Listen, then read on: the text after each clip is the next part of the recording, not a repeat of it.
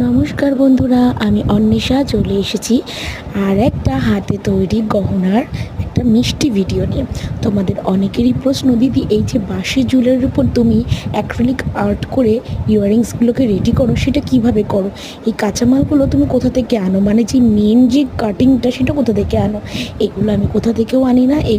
আসবাবের দোকান থেকে আমার পছন্দ মতন ডিজাইন আমি কাটিং করে নিয়ে আসি। ওরা সেগুলোকে ভালো করে পলিশিং করে রেডি করে দেয়। দেন আমি বাড়িতে এনে এগুলোকে সুন্দর করে অ্যাক্রিলিক আর্ট দিয়ে এবং যা যা প্রয়োজনীয় জিনিস লাগে একটা আকর্ষণীয় এবং সুন্দর কানের দুল বানাতে, সেইভাবেই আমি প্রসেসিংয়ে এগোই এবং দেন এই সুন্দর সুন্দর ইয়াররিংসগুলো কিন্তু এইভাবেই রেডি হয়ে যায়।